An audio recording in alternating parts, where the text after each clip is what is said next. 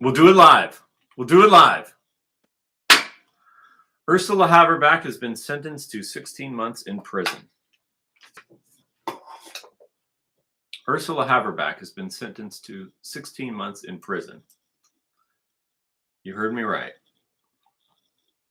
Why on earth would anyone do that?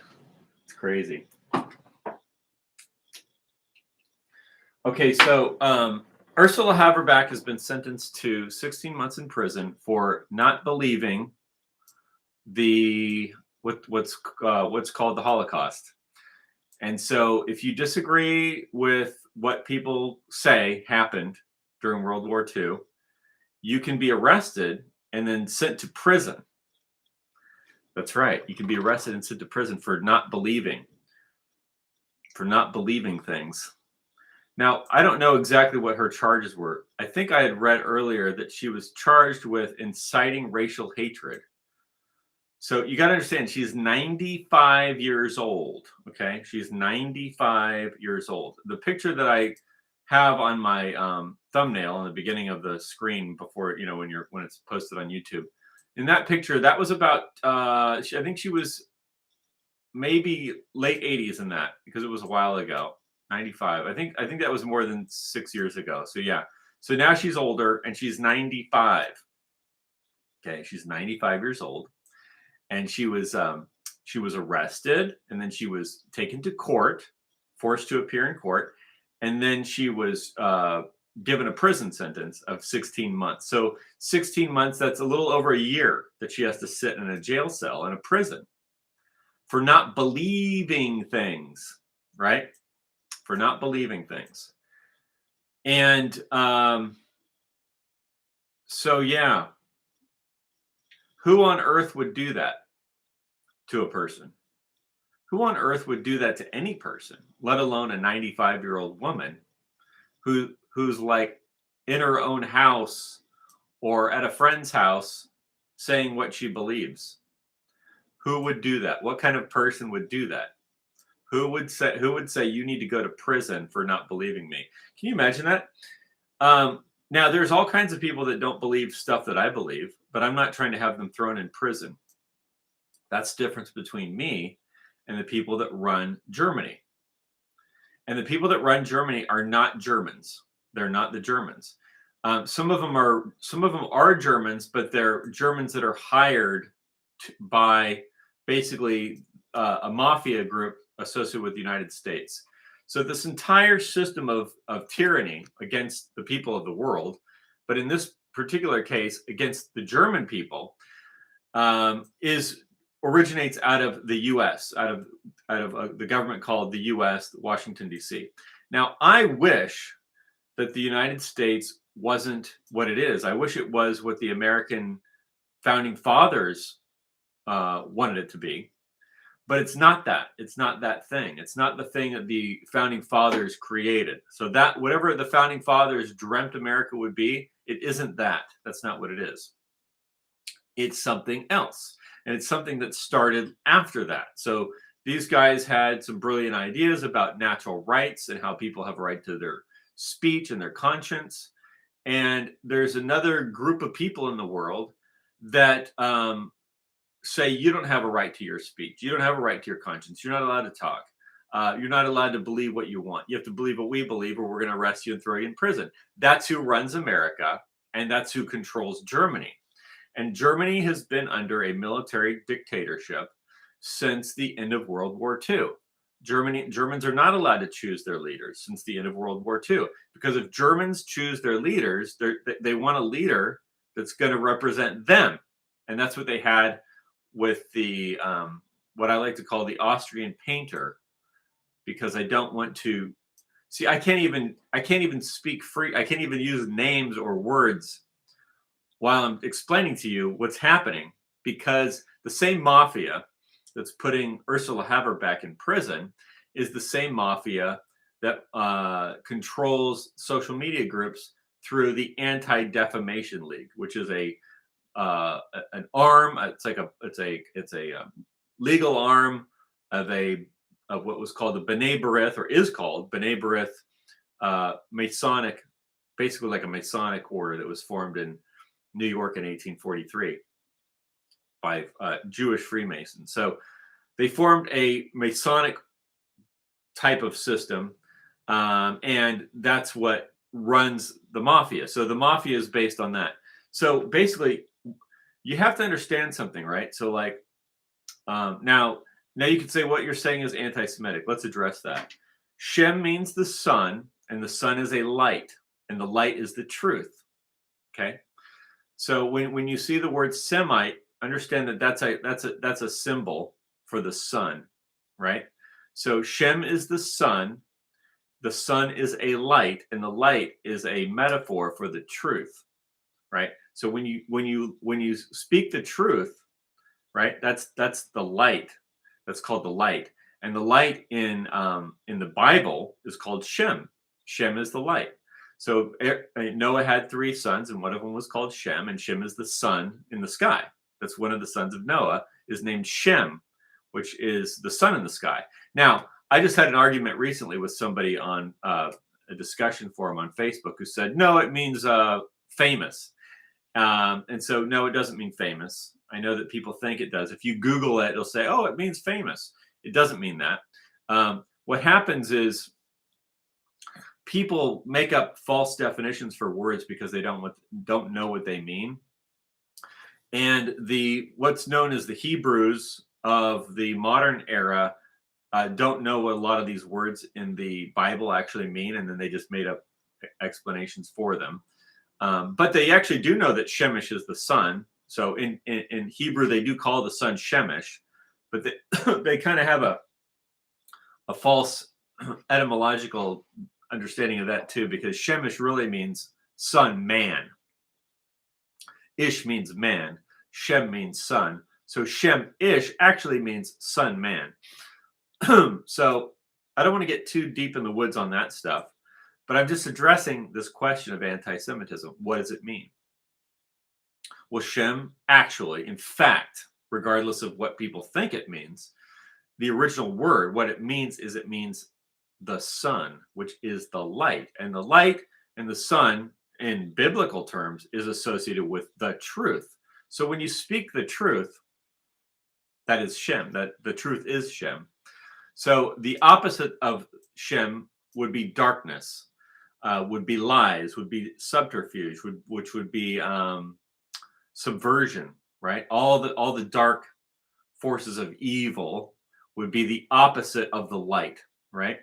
So the light is the truth, and in the Bible, it's considered there's an allegory of the genealogy of Shem. So anyone who says anyone who claims to be, I guess, of Shem, unless they're speaking the truth, then they're not really. So they'd be lying.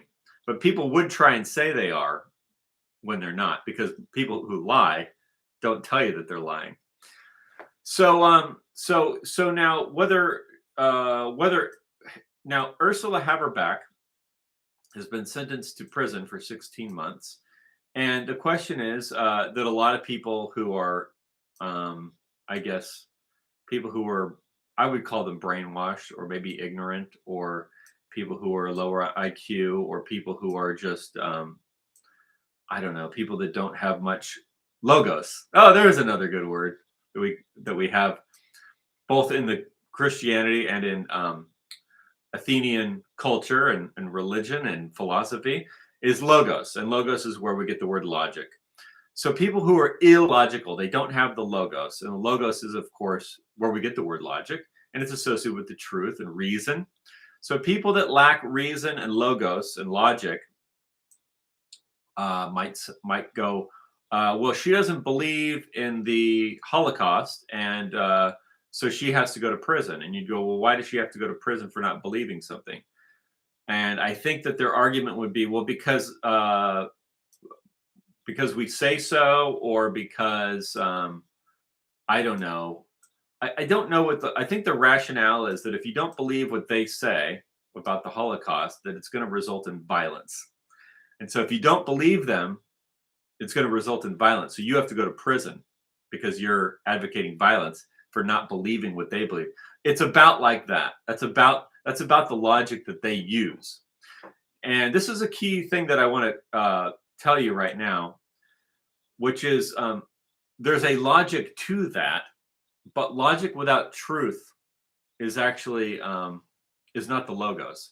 So you want logic that's rooted in truth. And the truth is that people have a right to their own ideas, with their own opinions, what they believe. And anyone that would throw people in prison for not believing something, this is some kind of despotic, tyrannical, dark-aged system that we have. And if you notice, it's always veiled in something good. Like they always use a cover, a front. People that are involved in evil, they use a front, right? And the front could be pretty colors, and the front could be a smiling face, and the front could be a sad story, or whatever it is. But it's always geared towards them carrying out some very evil, dark purposes towards human beings. And so anyway, let's take a look at the news here. It says, "The Times of Israel: Nazi grandma convicted again of Holocaust denial in Germany," from a day ago. South China Morning Post: German Nazi grandma 95 convicted again for Holocaust denial. Yahoo: 95-year-old German Holocaust denier sentenced to prison. The Jerusalem Post: Ursula Haverbeck, Holocaust denier, sentenced to trial at age sent to trial. That was 2 weeks ago. So 2 weeks ago she was tried, and then yesterday she was sentenced to 16 months in prison. Now, who would do that, first of all, to a 95-year-old woman? What kind of person would do that to a 95-year-old woman? Like, what kind of person would do that? Like, it's unfathomable to me. I can't even imagine treating another human being this way. But this is like just normal behavior for the people that control Europe on behalf of the United States. So you have to understand, the people that run Washington, D.C. in the United States are people that would imprison a 95-year-old woman and think that that's good, right? That's who they are. What else would they do? They do all kinds of things. A lot of them I can't even really talk about on YouTube because I have to protect this channel from being shut down. But that's the kind of people that run Germany through as hirelings of the United States. So how is it that it's 2024 and we're still fighting World War II? Right? It's 2024 and we're still fighting World War II. The United States is still at war with the Germans. Okay, so if the United States is still at war with the Germans, then why are you starting a war with Russia and you think you're going to get the Germans to fight? Well, the German leadership is trying to get the Germans to fight, and the British leadership is trying to get the Germans to fight, while at the same time flooding Europe with people from foreign countries, from Africa, Asia, all over the place, the Middle East, flooding them into Europe to kill the people that live in Europe, and then at the same time telling the Europeans that they're in danger from the Russians. Now, one of the groups they've tricked into doing this is some of these neo-Nazi groups in Ukraine. Most of them now are dead because they've all been killed off by the Russians. But it's just a crazy situation. Like, none of what nothing the U.S. has done in my lifetime, and before that, probably since the U.S. has been sabotaging its own population and that of Europe as long as I've been alive, and before I was born. It's like it's been a constant drumbeat of sabotage and subterfuge and undermining the civilization. And because America was so strong, and because our laws were so good, that it withstood a lot for a long time, and it's still barely hanging on, barely hanging on. But I don't see that it's going to last very much longer. I don't see how it could. The reason why, imagine, in order to, like, for instance, imagine you're the United States government, right?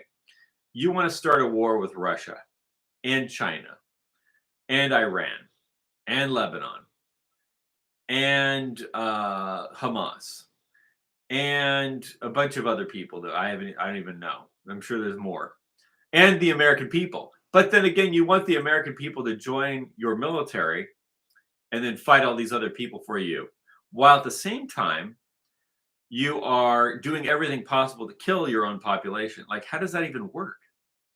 That's why I'm saying this isn't going. This whole thing is doomed to failure.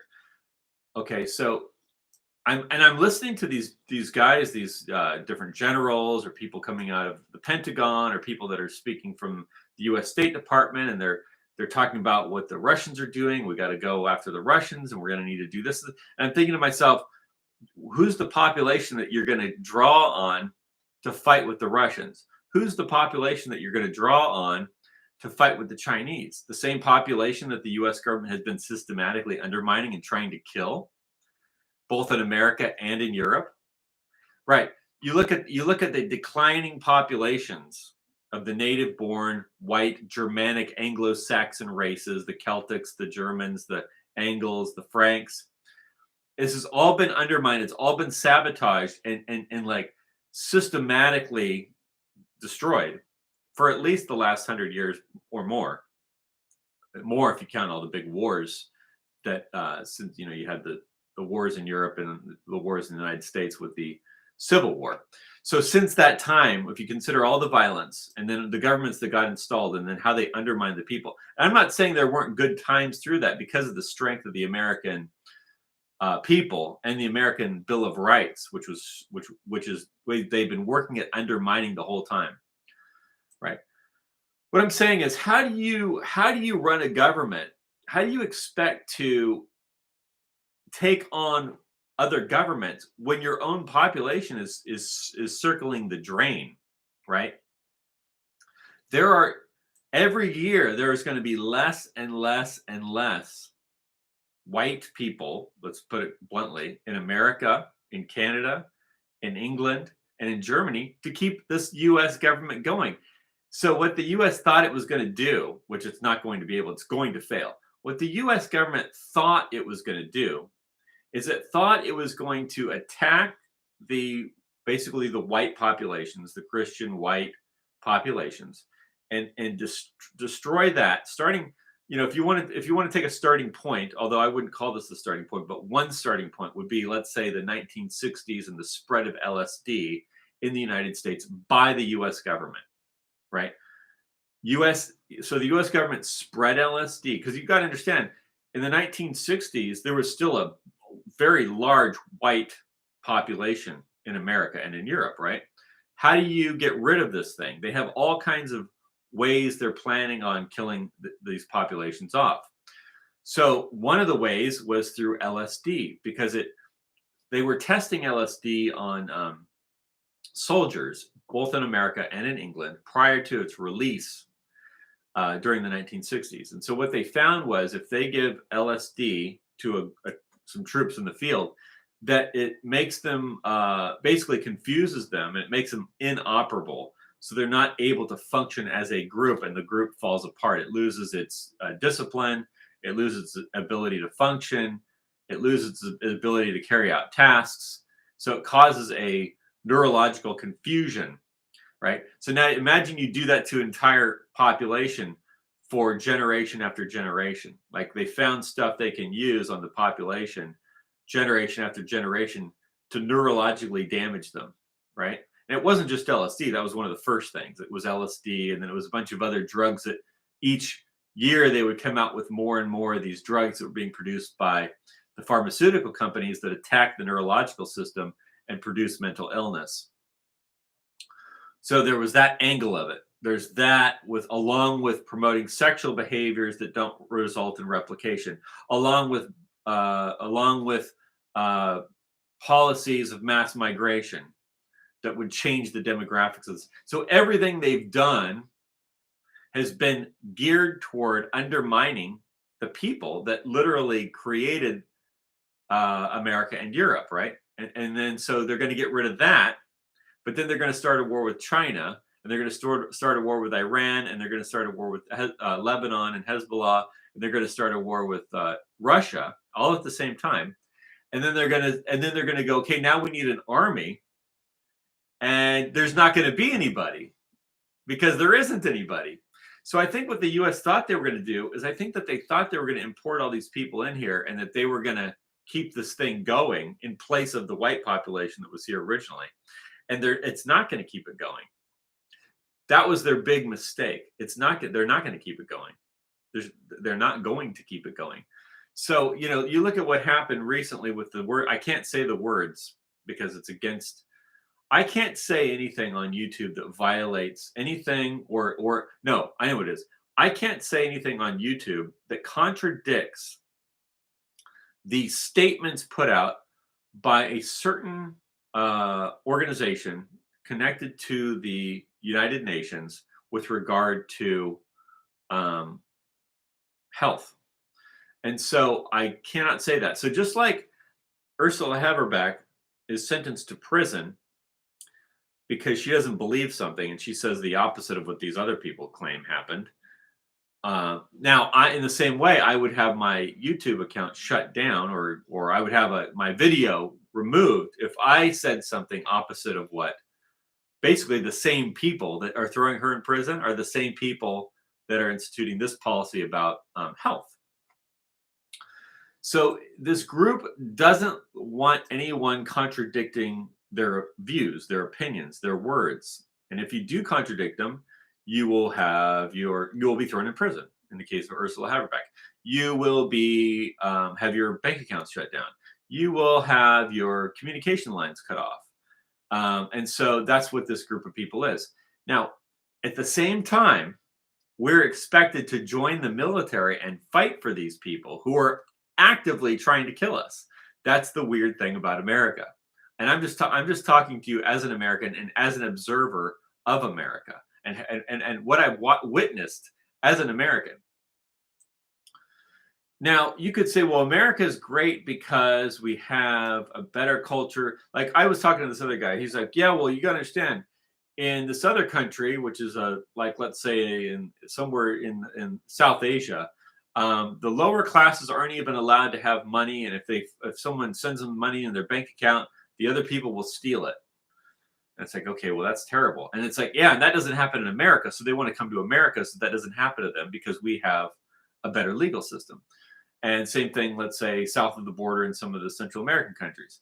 They're down there and somebody sends them some, machinery so they can run a business, and these other guys just come and take it. They're not allowed to have it. And so it's like, okay, so yeah, we in America are better than that. Okay, well, all European countries have been better than that. That's not like a thing.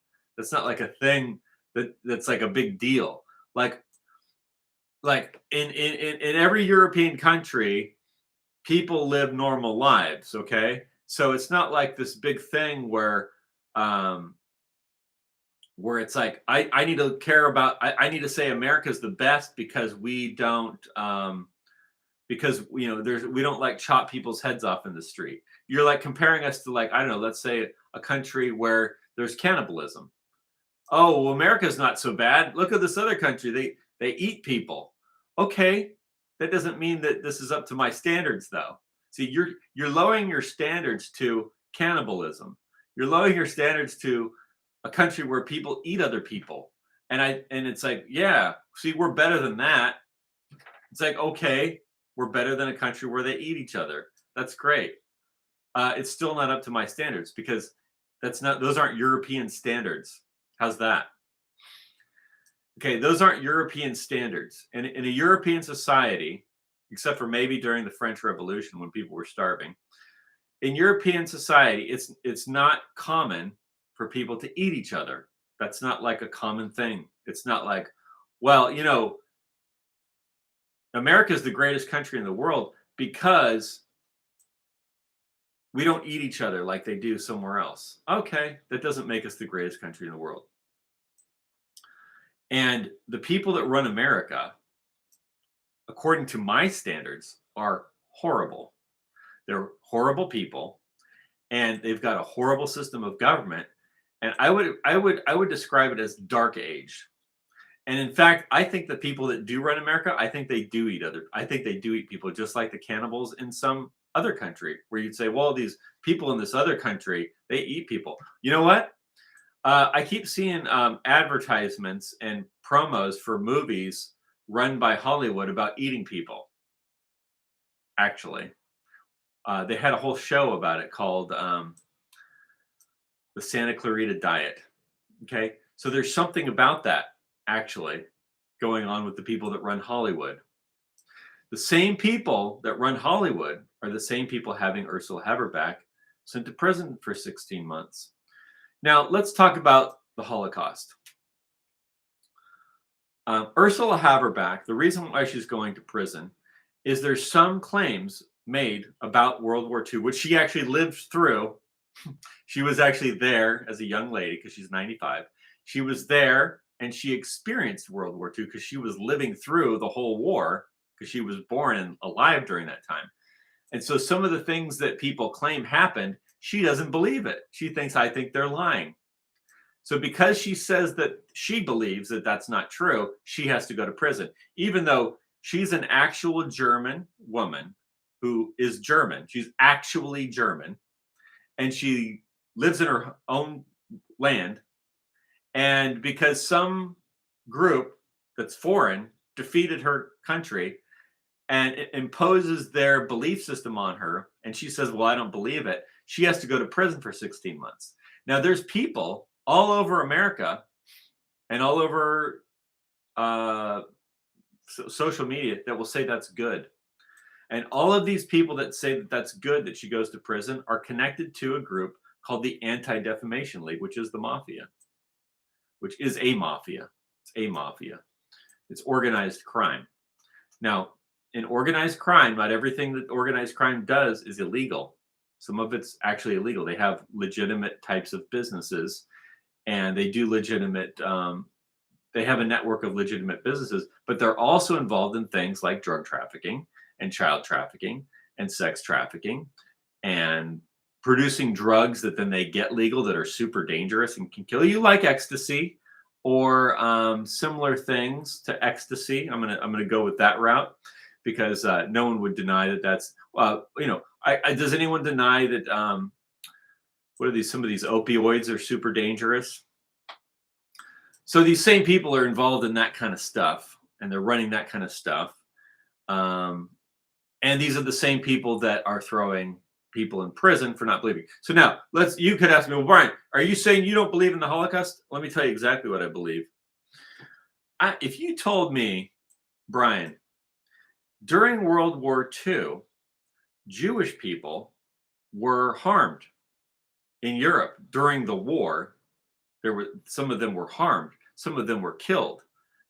Innocent people were killed. I would say, I believe you. And I bet you Ursula Haverbeck would also believe you because no one's denying that. That's the stupid thing about this whole thing. No one's denying that during World War II, Jewish people got hurt, along with millions of other people in what was called World War II. See, in world wars, when you have this thing called a world war, there's all kinds of violence happening all over the place. Now, we're having a world war right now, and luckily, I'm way over here in California where I'm pretty safe from most of it. But if you're in some parts of the world where the war is hot, like on the border between Ukraine and Russia, or if you're over there in Gaza, you're being exterminated, right? People are being killed every single day, and different parts of the world where the war is actually raging. So when wars are happening, what happens is people get killed. So let's take Gaza as an example. In Gaza, I've witnessed through social media thousands of people, if not close to 1 million, get killed. Plus, I've also witnessed a lot of people in Ukraine get killed. And a lot of those people weren't soldiers. A lot of them were moms and dads and grandpas and grandmas and little kids and toddlers and babies and teenagers, right? That's that's what goes on, especially when you have a really irresponsible government that actually uh, wants to kill civilians. So that's what happened. So if you would have told me now, Brian, during World War II, Jewish people who were perfectly not they weren't part of any military unit. They were arrested, they were tortured, they were killed by people in Europe. I would say that's true. Now, if you would have said, and this was all organized by the Austrian painter guy, I would have said, I don't have evidence of that. The reason I personally don't have evidence of that he organized it, is because I don't have anything. I've never heard him say that out of all the books I have written. I'm sorry, out of the books I've read and the videos that I've watched of him speaking. Never did he say things like that. He never said that. And so because I've never seen that, I could say, well, I guess it's possible, but do you want to, and they'll say, well, we have this evidence or whatever. So here's the thing. Then they make claims about how people died. Okay. How people were killed. I believe, this is my personal belief from what I've gathered over the years of looking at this, is that during World War II, there were different parts of Europe, particularly a lot of it was actually kind of in the southern Europe, where Jewish people were attacked because now that there was a lack of law and order, there was no law, because in the middle of a war, there becomes the situation of there's no law and order, that the people who lived there, or even some units in military, would seek these people out and harm them. I believe that happened. But I also don't think that it was particularly the Germans doing that. I think maybe there were Germans that did that. I'm not saying that never happened. I'm not saying no Germans did that. I think just different people in Europe were doing that. Kind of like a situation. I think it would be like a situation like this. Imagine you live in the United States of America, okay? That's where I live. Or you live in Europe. And all of a sudden there's a breakdown of law and order, okay? And there's a bunch of people that you don't like and you have a beef with. And all of a sudden there's no cops around to stop the violence. And your gang goes over and attacks these groups of people who they were civilians. Let's put it that way. Let's say that happened. Does that kind of stuff happen? Absolutely. Right? That's different, though, than the claims of the Anti-Defamation League and the United States government, which is controlled by the Anti-Defamation. The Anti-Defamation League, being a front for the B'nai B'rith, which is a Jewish Masonic order, controls Washington, D.C., and controls the European Union, and controls the British government, and controls Germany directly through this process of these channels of the Anti-Defamation League B'nai B'rith. So what they're claiming is that it was Hitler himself, the Austrian painter, who systematically organized on purpose a mass execution of all of these people by getting them into camps and then setting up a machine that runs like a machine to kill these people. Now, that's the part that I don't believe. I do believe that innocent people were harmed during a war when there was a lack of law and order, or even if it was, let's say if it was not just gangs, but let's say it was actually units and military units, and they had a beef with these people, and there wasn't a lot of oversight.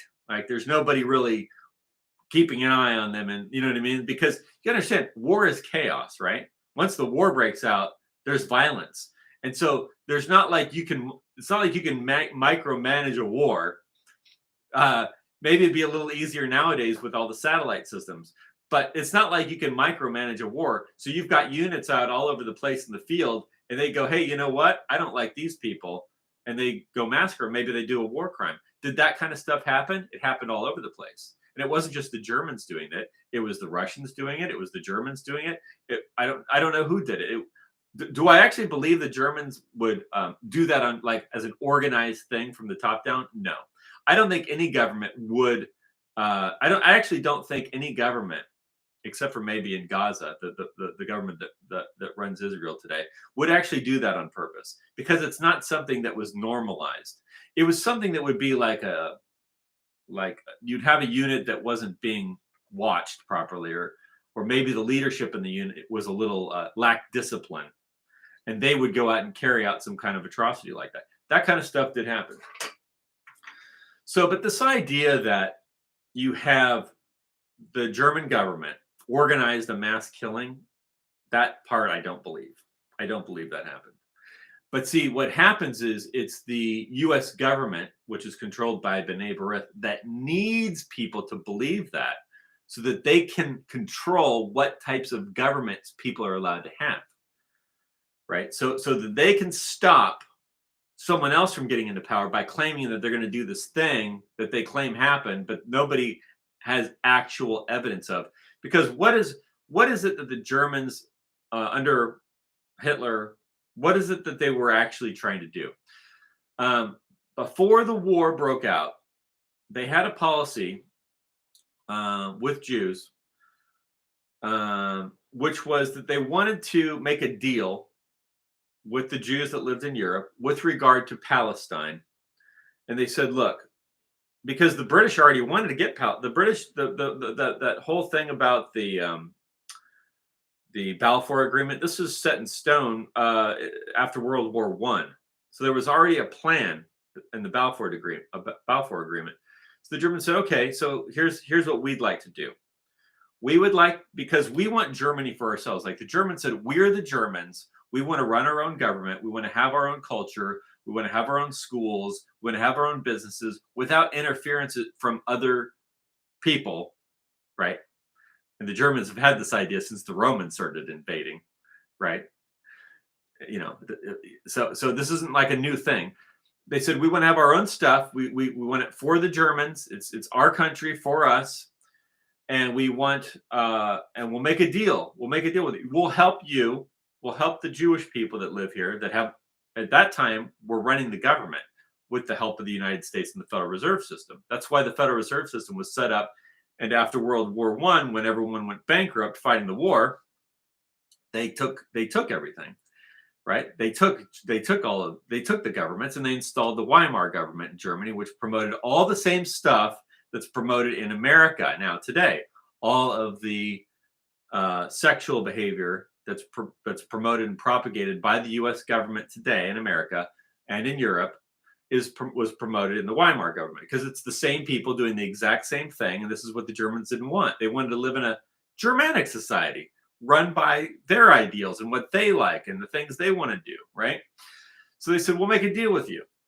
We'll help you go to this place that you want to go called Palestine, because you want to go there. So they said, how about we help you go there and we'll make a deal. And so they did make a deal. They actually made a deal. It was called the transfer agreement. So they made a deal. They were going to have a deal. And the Germans were going to get Germany, and the Jewish people that were in Europe were going to get Palestine, which is what they wanted, according to the people that the Germans had made a deal with. But guess who didn't like this deal, right? Who didn't like the deal? It wasn't the people that were there that were dealing with the Germans. They liked the deal. They thought that was a great deal. That's the deal they were dreaming of.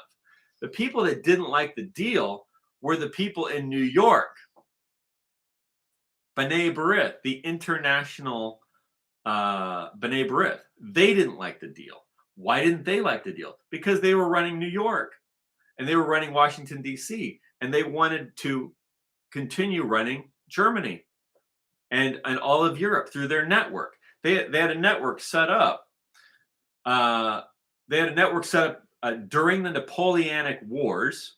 Okay, we're going back to the 1800s.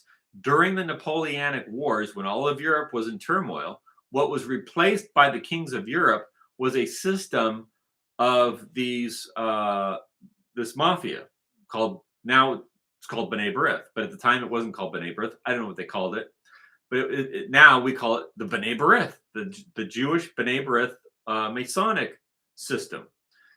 So this was what had come out of the Napoleonic Wars. They had gotten control of Europe, and they had access to all the European markets. So you say, now who was it that didn't like this deal that Hitler had made with the Jews called the transfer agreement, where Hitler was going to say, hey, guess what? We don't want violence. Now you're saying, well, yeah, they did. What about the Night of Broken Glass? That's an interesting question, because what I have read and what David Irving published is that when Hitler found out that pogrom was going on, pogroms were nothing new in Europe. When he found it was going on, he ordered them to stop. He didn't want this kind of stuff going on. You got to understand, the population itself didn't want the. Here's what you have to understand. People today look at the situation and they think Hitler manipulated everybody into not liking the Jews. That's not what happened. Populations all throughout Europe had beefs with Jews all over the place, in Hungary, in Russia, in Southern Europe, in Germany. So when we take this example of the Night of Broken Glass, from what David Irving has reported, he's a historian that looked at the records. I haven't looked at them, but I believe this is a realistic scenario, is that it was just the population itself saying, we're going to get revenge on you. We're going to go smash up your stores. And then when the German leadership found out about it, they ordered it to stop. So apparently there is an order that was written by the German government to stop these pogroms, which we know as Kristallnacht. So this is why I'm not buying this whole thing that this is all organized by the Germans. As far as like the whole, like what they call the Holocaust. And so, okay, so here, so there was a deal to move to the transfer agreement. It was a deal by the Germans. We're going to help the Jews transfer their wealth and their possessions and help set them up over in Palestine so that they can live in the land that's their native land, right? They want to go back to their native land, and we're going to help them do it. So the people that didn't like this deal was the Anti-Defamation League of B'nai B'rith over in New York that was running Washington, D.C., right? Because Washington, D.C. said, why would we want to make a deal with the Germans to let them have Germany? We have Germany. We're running Germany ever since the Napoleonic Wars. This group, which is today called B'nai B'rith, got control of the finances and got control of the political structure and got control of the markets and used that. And it's like, and so now you're saying we have to leave? We want to stay here in Europe. We don't want to leave. We want Palestine and Europe and UK and New York, right? They want all of it. They want and Canada and Australia and New Zealand. Why should we give up any of that? And so, this is why it's not good enough to say, I agree that during World War II, innocent Jewish people who were not part of any military were harmed by people. That happened. But that's not good enough. You have to believe for the whole scheme to work, the whole global scheme to work, you have to believe that it was the government that organized it all and they had killing machines, right? Without the killing machine theory that was organized by the government, this is what has to be stopped, right? There could never be another government like this because it resulted in genocide against this particular group of people. See, it's that way. That's the part you are required to believe, because the entire system hinges on that idea. So if you disbelieve that, you go to prison. If you disbelieve that, you have your communication lines shut down. If you disbelieve that, you have your bank account shut down. If you disbelieve that, you have people show up at your house and throw Molotov cocktails in your window and drag you out of your house and beat you, a gang. And the police stand by and do nothing. Why? Because the police are trained by the Anti-Defamation League. Anti-Defamation League has they have guys in the police station that tell the police what they're allowed to do, right? And it's all done to prevent a government from forming that these people don't want. And they call this democracy. Why? Because it sounds good. It's like a marketing thing. We'll call it democracy. Sounds good, right? Who doesn't like that? In democracy, we all get a vote. We all get a vote unless you vote for somebody we don't like, in which case we arrest you and we throw you in prison, and or we send people to your house to beat you up, because that's democracy. That's democracy. So one thing that I like to do is I like to speak on behalf of people that can't. Now, Ursula Haverbeck does a good job of speaking for herself, but she's also going to prison for that speech.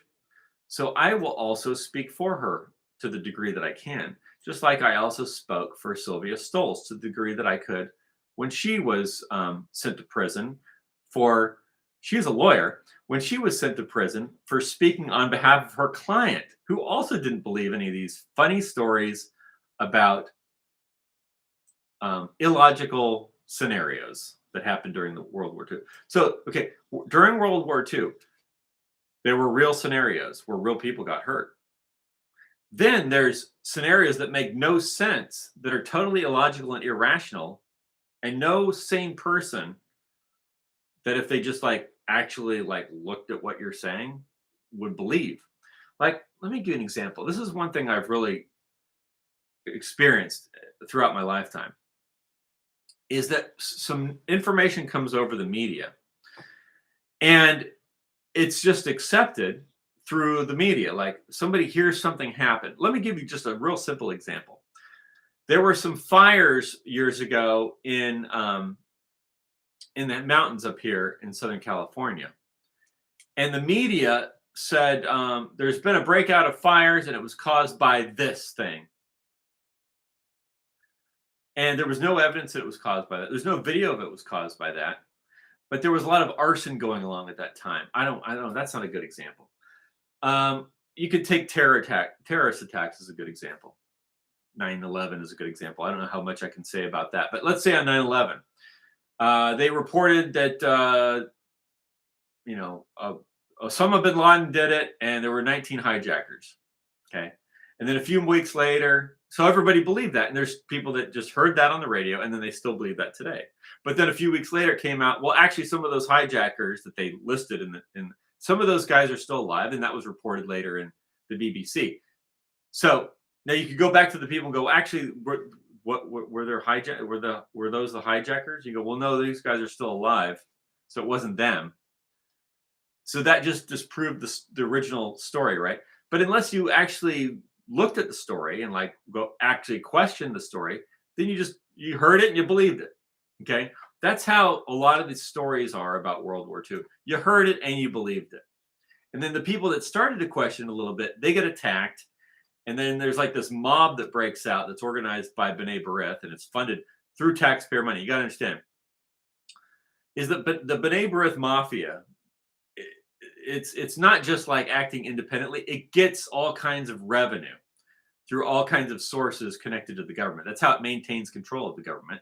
And it has one of these circular money systems where they bribe the politicians, and the politicians get them more money that they use to bribe the politicians. Same thing they do in America. But so oftentimes with stuff, you hear a story and then you just figure that must be what happened. You hear something happen, you figure, oh, that's a horrible story. And then they tell you what happened. You go, oh, wow, that's really bad. And you never go and question it because, well, why would you? What's there to question? Now, the question is, if there is something there to question, maybe you just got lied to, right? So now the people that start investigating these stories, they start looking into them, they start getting attacked, they start getting thrown in prison. But if there's enough control by these mafia to tell everybody, well, they did it because remember how we told you the story about this horrible thing that happened to this horrible thing and the killing machines and the systematic killing. And you're like, yeah. I guess just throw them in prison then. I mean, I don't know. I don't want people to get hurt, right? So they use your you're a good person, right? You don't want people to get hurt, and you don't want people to be harmed, and you know what I mean? You just want everyone to get along. So okay, I mean, just throw them in prison, I guess. I mean, if it's that bad, I mean, I don't want to step on any toes here. So meanwhile, people like Ursula Haverbeck get thrown in prison. People like Sylvia Stoles get thrown in prison for being a lawyer. Like, you're the lawyer, right? And you're so Sylvia Stoles was a lawyer. You're a lawyer, so she's a lawyer, and her client doesn't believe stories about World War II, and so he decides that he's going to dispute them publicly. Oh, okay, well, he gets arrested. What, for doing what exactly? For disputing stories, for saying, I think your story is incorrect. Here's what I think happened. Oh, you're good. You got to go to prison for that. Well, why do you have to go to prison for that? You have to go to prison for that because you're inciting racial hatred. See, they move right into, you're inciting racial hatred for not believing what we believe. That's literally how all of America. Now, this is all organized by America. You're like, but in America, we've got the Bill of Rights. We've got this thing called free speech. Why isn't our government exporting that around the world? Why is it trying to get rid of that here at home, right? Not only is it not exporting the American system of government, which was created by the founding fathers, which has to do with free speech and freedom of religion, right? Not only are they're not exporting that, they're actually lessening it here where we live. So they're undermining it here, and they're not even exporting it at all. They're imposing a dystopian, dark age, tyrannical system on everybody else. So my question once again is, okay, here's what I'd like to say. Who do they get to keep this thing going? Notice that it's mostly, let's say, the white boomers, right? How do they get the white boomers to keep it going? They literally get the white boomers to keep it going by saying, look at what these evil, let's say, the leftists are doing. Look at all these, they're trying to bring in socialism. So then the boomers are like, we got to stop that by supporting the U.S. because they're still identifying the U.S. with what they thought it was when they were young, right? This is a mistake that people make. They're still identifying the people that run. They still look at the American flag and say, that's the thing I grew up with. That's the good thing that I grew up with, right? And they think it represents free speech and freedom of religion and freedom of conscience and freedom of association and the Bill of Rights. And it doesn't represent any of those things to the people that run it, right? But this belief in it that it's still there's a chance that we're going to get it back. This is what keeps it going. This is what keeps the white boomer population trying to keep this thing going, because they think, well, we can't just let it go because, there's a chance we can have it back. And I guess we'll just have to go with, the Adam Kinzingers of the world and the Liz Cheneys of the world, right? They represent the white boomers. The white boomers see them and go, see, we've still got a chance, right? But the people that run all this, they're not going to. What are they? What does because you got to understand. Look at this from a national security situation, right? National security, the national security of the United States. We are in basically a war footing with Russia and Iran and Lebanon and Hamas and the Houthis and China and North Korea, right? And a bunch of other countries we probably don't even know about. And so they need people to support the U.S. government, right? Who is going to support the U.S. government as they're killing off their own people? This is where the whole rainbow stuff becomes a national security problem. See, they thought the rainbow thing was going to be a national security edge. Like, people are going to love this. This is going to unite the world around this activity, right? And it's not. That's the crazy thing about it. It's not going to. Like, the world isn't going to unite around a rainbow flag, because most people are, let's use some nice terminology for you two. Off-put. It's a little off-putting. Okay? It's not really what I'm interested in. Sorry. But to the extreme that I literally, because it's coming from the US government and the US State Department, I actually don't even support you anymore. Like, I don't support that. And of course, the US State Department is the group, and the US government. Here we have the Pentagon. Here we have all the security personnel, right? This is why I'm saying it becomes a national security problem. All of the things that the US government promotes, all of its cultural stuff that it's promoting, all the rainbow stuff, all the anti-white stuff, right? They think this is like a big plus, bring and all the migration stuff. They think this is a big plus. It's not. You, all these migrants you're bringing in are not going to fight for the U.S. government. All the LGBT stuff, all the migrant stuff, what it does is it causes the people that otherwise would have fought and defended it. Now they're not going to fight for it. So what? It's almost like, are they doing this on purpose? That's the part. It's like, but they're not, because you got to understand something, and this is what you have to understand. They're not really doing it on purpose. They think this is a winning strategy. They must. They think attacking Ursula Haverbeck is a winning strategy. They think the reason why they will do these horrible things and then promote it like on MSNBC or on CNN and laugh about it to your face is because they think that this is like a winning strategy. It's not. All it really does for people that otherwise want to support America is they say, I give up now. I'm no longer supporting America. And you go, well, maybe that's what they want. Maybe they want you to give up and not supporting America because then they'll run everything. Well, they're going to run everything with who? They don't have enough people. They're like, well, they have all these immigrants they brought in. They're not going to fight for these people, dude. They're not going to. That's the whole thing. They're not going to. Nobody's going to. Nobody's going to. So what's going to happen is it's just going to into destruction. And that destruction is either going to be the point where they agree to let go of power and say, okay, we lost.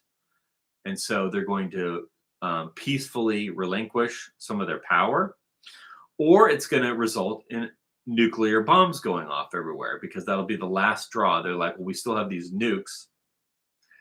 We still have the nukes. All of our plans failed. Our LGBT flag failed. Our migration plan failed. We've still got nukes. We could just start nuking stuff. I mean, that's like the end of the road, right?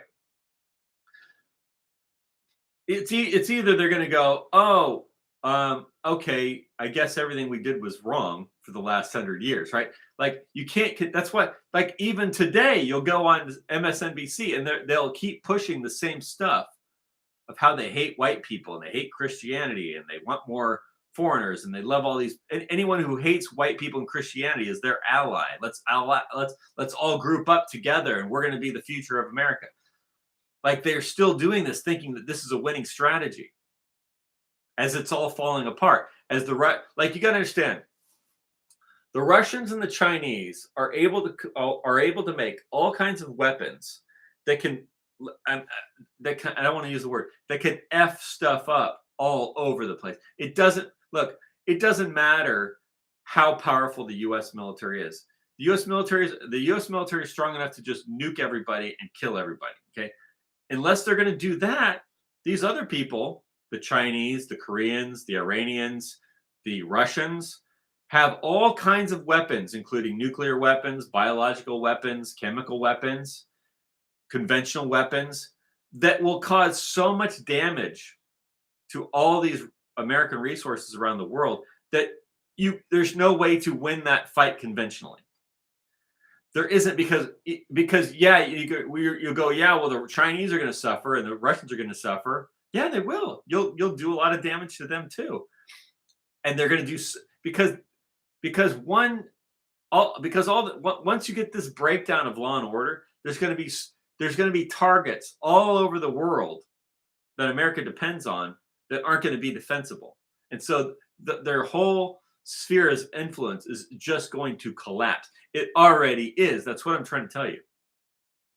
And what's causing the collapse is exactly what they're doing to Ursula Haverbeck. That's why I'm talking about this, right? What they're doing to Ursula Haverbeck is causing the collapse. What they did to Matt Hale, whether you like him or not, is causing the collapse. What they're doing to even somebody who's not a racist, like Alex Jones, is causing the collapse. Why? Because all the people they're attacking are the people who would otherwise support the existing government called America or Australia or Germany or France or Canada. Because you got to understand, all these governments were created, whether you like it or not, by white people.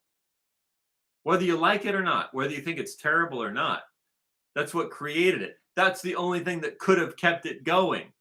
So when B'nai B'rith got in control of Canada and America and Germany and France and England, when they got control of all that, they started undermining these populations because these populations were looked at as a threat to their power.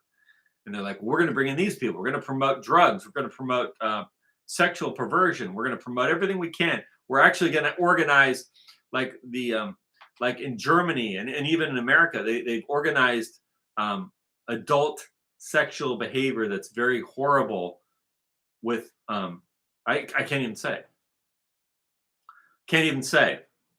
You see it at Target. You see it at Target stores all over America. This is undermining the entire population, right? And they're still waving these. They still got these flags in the front, in their hand, holding them high on the buildings. This is the flag. This is the future. Is it working? No.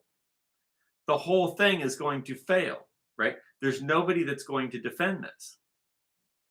It's going to collapse. It's going to collapse. So what are they going to do? You think they're going to have a conventional war with China and Russia at the same time and Iran, right? The only way they're going to be able to do this is with nukes. They don't have the population to do it. Like, let me give you an example. There's no way that the United States of America can muster, which means form together, a large army of people large enough to invade Russia and hold territory in Russia, or invade China and hold territory in Russia. And this is the biggest mistake that the B'nai B'rith Masonic system that runs American Europe has made the whole time. And I've been saying this my entire life that I've been looking at it, which, well, let's say my whole political life. See, why did Alexander conquer the Middle East and succeed? Like, how did the Greeks hold Chaldea? How did they hold Egypt? How did they hold the territory of Syria and Canaan? How did they hold that territory? They held the territory because they populated it, right? If you don't, right? If your military goes into an area, okay, your military goes into an area and you defeat militarily the opposing force. If you don't then populate the area with your people, then you don't hold the territory and you lose the territory.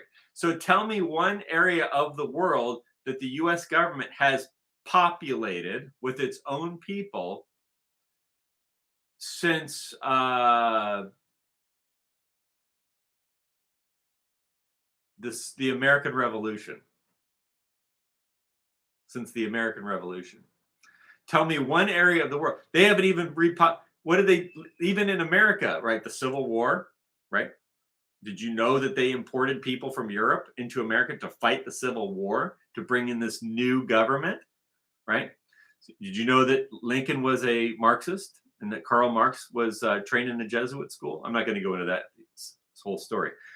They brought people from, it was an international group. They brought people in from Europe at the time, mostly Germans actually, to come to America to fight the Americans. And August Willich, who was a German communist, formerly Prussian member of government in Prussia, was now fighting in the Union Army as a general and leading the Union Army as a general, fighting the Americans in the South, right? So unless you, right, so what did Alexander do? Alexander took, because you had in Greece, you had this population, burgeoning population, growing population in Europe, right? All of the Celtic regions and the Germanic territories were all growing populations. And these populations of young men were ready to go out and take some more land. So they went into the Middle East and they started taking everything. They took Judea, they took Egypt, they took Syria, they took Chaldea, and they took everything over to all the way to India and Afghanistan. They just started taking everything. Why? Because they had a big population of young men that just wanted to go out and fight. And so Alexander's, let's go take it all. And then they took it and then they stayed there and they lived there and they repopulated the area with their own people. And some of it was mixing with the people that lived there, right? So here you have a population maintaining an area through demographics. So tell me how America is going to hold any of this territory. How's it going to hold any of this? How's America going to hold China? Okay, how's it going to hold the territory of China? Through manipulating? See, their whole idea was, oh, well, what we'll do is we'll just overthrow their government, and then we will install a government over them of our people, B'nai B'rith, and then we'll just extract the resources and we'll provide them security guarantees. That's the whole model of the American system, right? Well, we'll just make a deal. See, we won't actually control. We won't demographically live in the area. We will. We'll go to the area and we'll overthrow. We'll topple their government through violence, and then we will install a regime that works for us, and that regime will police the population on our behalf, and then we will extract the resources out, and then we will be rich because we'll have another territory that's sending us what's called tribute, right? Taxes, tribute. The money flows in like a tributary, like a river, and it flows into us. We'll just have all these tributaries all over the world, and they're just all sending us money, right? That's what they're doing. Okay, so how is that gonna? Okay, so now let's say you go, well, what a brilliant thing to do. Okay, so unless you're part of that, unless you're getting money, you're not part of that, right? So you have all these populations, all of America, let's take all the people in America, all the people in Europe. We're not getting any of that tribute, are we? So we're looked on the same way. The people in America, the people in Germany, the people in England are looked on the same way they look at their little puppet regime in Afghanistan that they had, or the one that they have in wherever else in the world. It just exists to police that population and extract resources out of it and get them to use the US dollar, right? That's because the more that's the means on which they do this, aside from military. Hey, we'll give you all this money. We'll give you a bunch of free money. Look, you'll be a billionaire, okay? And what we want, we're going to give you billions of dollars of counterfeit money that we just make. We're going to give you billions of dollars, and then you just police this population for us and make them do whatever we want. That's Germany. That's been Germany since the end of World War II. That's America today. The American people that live in America have zero say in what the government does. Zero. The only semblance of America is whatever's left over from the 1700s. That was the founding fathers wrote some documents in the 1700s, and it's just been able to somehow hold on barely through all of this. That's all that's left. It's like holding on by a thread. So you tell me, and so what my point is how is this a threat to national security? Because when you're throwing Ursula Haverbeck in jail and you're throwing all these other people in jail, and because they're quote racist or they're bigots towards whatever, when you're undermining the people that live there, like let's take Ireland as an example. The Irish people. Well, the Irish people live in Ireland and they have a government that they like. That's their government that's supposed to represent them. Now, the people that want us to start a war with Russia and China are saying, well, those people are no good because they're racist, because they're white. So we need to bring in people because there's no Africans living in Ireland. So we need to import the Africans in and then mix it all up and then put the Africans in charge of the government and in charge of the police. And then it'll be fixed. Okay. And then, so tell me, how is this going to? So now, when you need the Irish to support the government, like, and then all of a sudden it's like, oh, we got an emergency. Hey, Irish guys, can you help support this? Well, there's none there. You got rid of them. Remember, you thought these other people were going to do the job. They're not going to do it. They don't care about you. They think you're stupid. Actually, they think you're stupid. They don't care about you. They don't care about your laws. They don't care about your traditions. They don't care about your history. They think you're an idiot. They're like, hey, you're giving me free stuff. Wow. Okay, I'll take it. Right? This is the dumbest plan. But here's the part that I keep coming back to. The people doing this are still I think that they think this is a winning strategy. So they're literally raising this flag of the rainbow, the BLM rainbow flag. So it's got the rainbow plus the BLM, the black, the brown, and the transgender colors along with the rainbow colors. So it's all on there together. And they're raising this. This is the way, in their mind, This is what they're saying. This is the way forward. This is the way to victory. This is how we will win. This is our flag. This is our destiny. It's like, okay, how are you going to hold China? How are you going to hold China?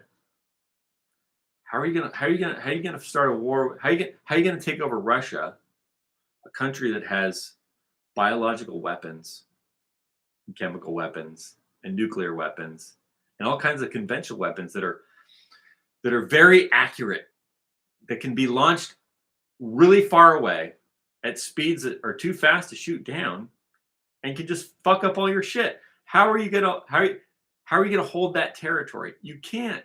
So it seems to me that the theory that the group B'nai B'rith has been going on since about the end of World War I, is that they create this coalition of the LGBT BLM thing, that flag, because that was the Weimar Republic also, that was preceded the rise of Hitler in Germany.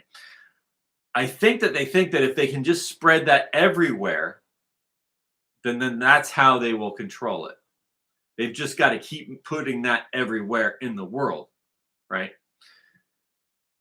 And if they can just keep forcing that on everybody everywhere, then eventually that will just become the ruling class over all the population, and then the population will just die out, and then they'll be left with this, and then this thing will just die out, and then they'll just be left with kind of, I think that's why they care so much about AI and robots, because they really want to get rid of the populations of the earth.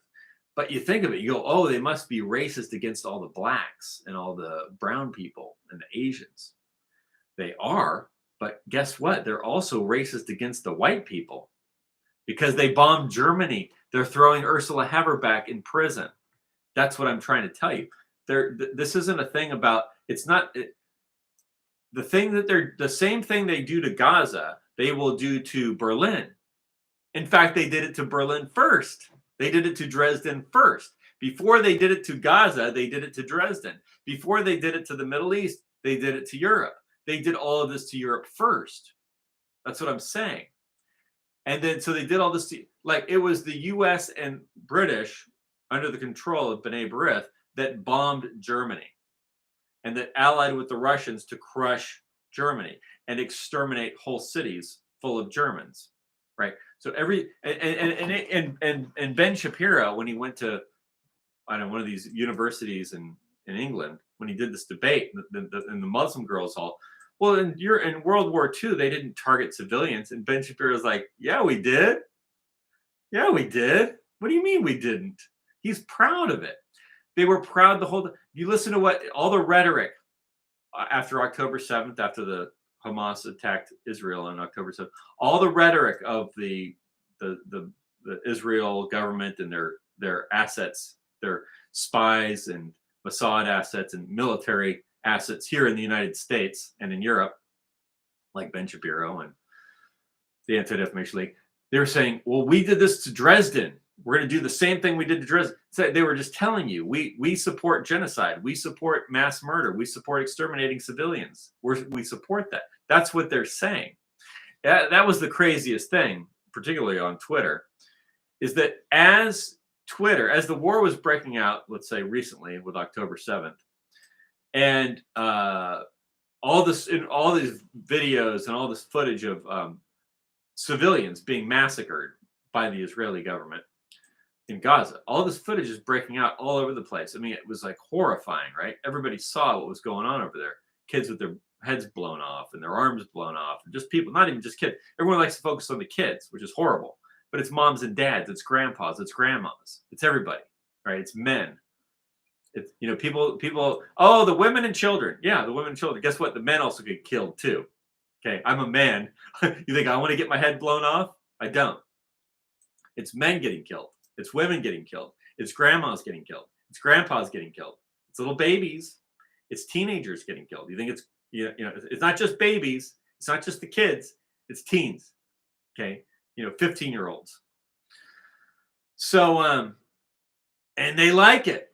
They support it. They promote it. They say we're doing this, right? They say we're doing it. So now here's the other interesting facet, because this is why they have to put Ursula Haverbeck in prison.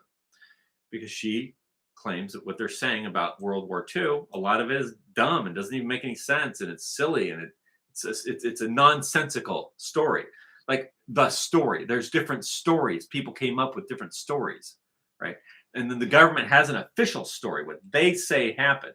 And she says that some of these official stories don't make sense. I don't believe it. Good. You got to go to prison, lady. Because our whole program depends on this. Why? Because they brainwashed generations of people into believing that this genocide by a government must never happen again. And so people, now this is the weird thing. You look at what's happening in Gaza, and I've talked to these people on the internet, right? These Muslims. The Muslims will say, this is what the Nazis did, right? Because they were indoctrinated in the Holocaust.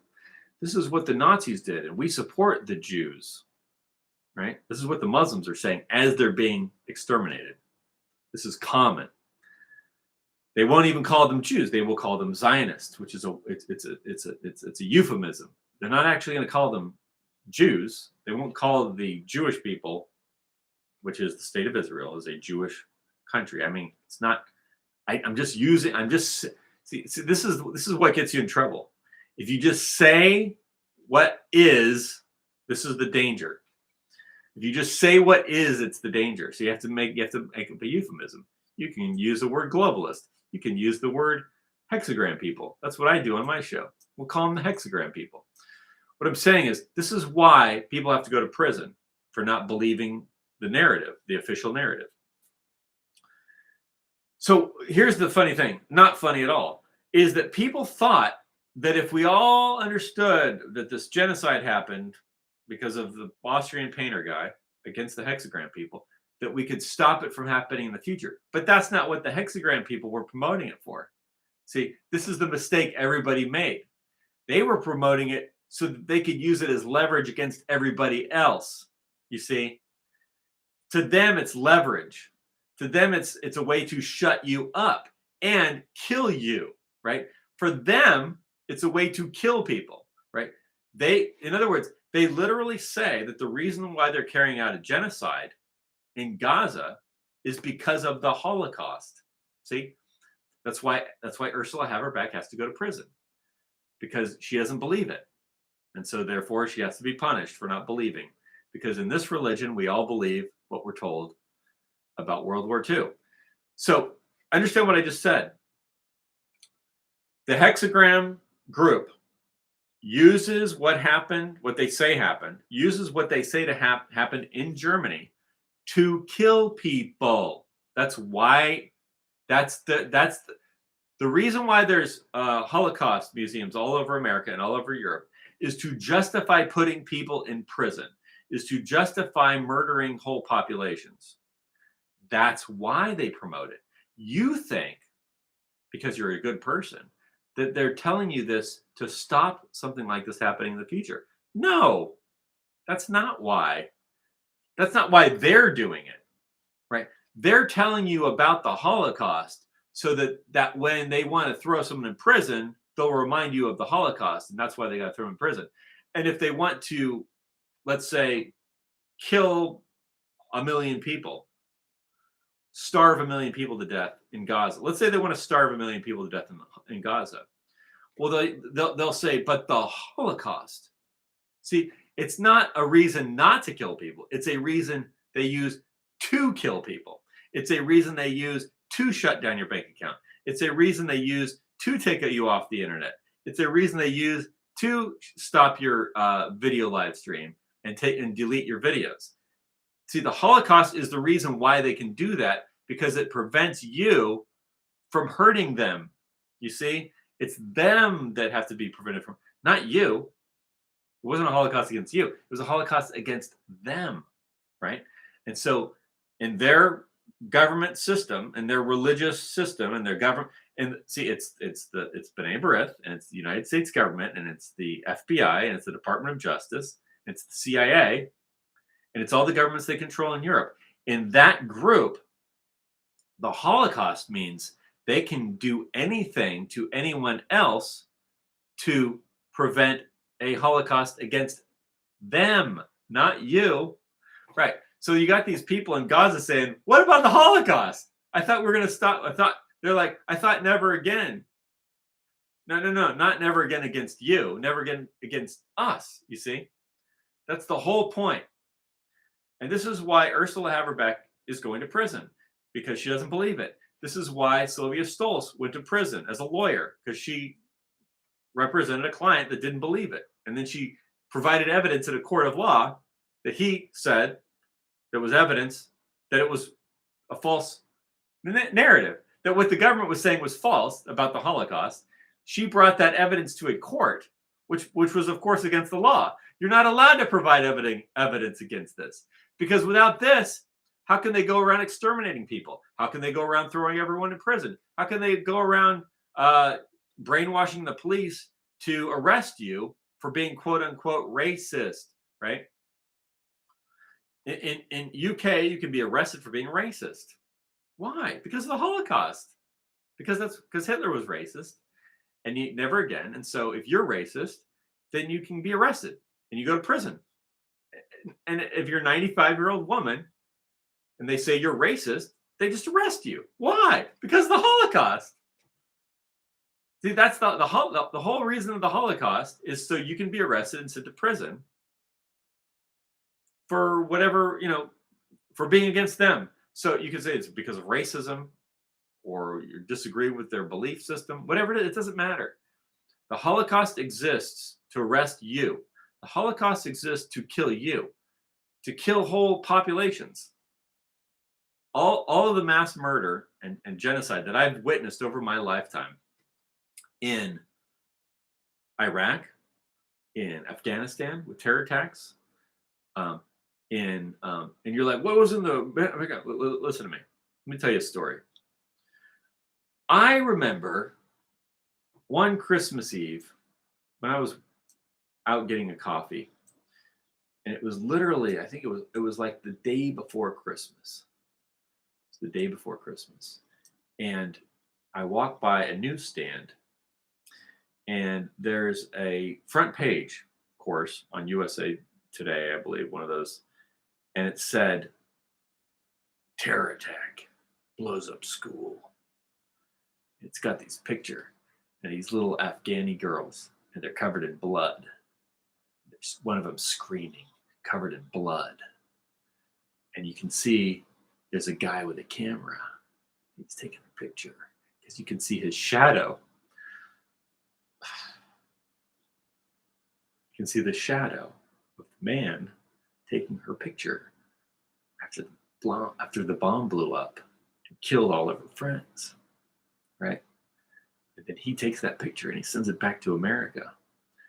And then that picture gets plastered all over the news right before Christmas. And then the other article right next to it are the generals at the Pentagon. And they say, we need more money to fight the terrorists. You get it? You get it? You get how that works? Because that's how it works. That's how it works. So anyway, Ursula Haverbeck's going to prison. I've been doing this stream for an hour and 22 minutes. Thank you for everyone who's watching, but I'm gonna end off on this. Ursula Haverbeck's going to prison for 16 months for not believing things. She's German. She's 95 years old. She's going to go rot in a cell for 16 months. Right? They're undermining our society. None of this is going to work. This whole rainbow flag with the BLM, LGBT, it's not going to work. It's a threat to national security because you can't maintain a society like that.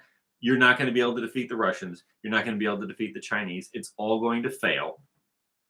And the reason why it failed is because the people that got in control of our governments in America, Canada, Australia, New Zealand, Germany, France, all of Europe, and UK is because it was the B'nai B'rith. They weren't us. They weren't part of what we're doing. They looked at us as their slaves, people they considered a threat to them, and we all had to be undermined. And so now they've undermined us. The society is deteriorating, and they're going to start a giant war. And it's like the last thing I'll tell you, I don't know if they're doing this on purpose, because they have some other thing they're going to try with, like working with the Russians, the Chinese, or they thought this was really going to work. I think they thought this was really going to work, and it's not. So, free Ursula Haverbeck, free all the people who have been imprisoned by this criminal gang, and that's the end of the stream. Have a good the rest of your afternoon and evening. See you later.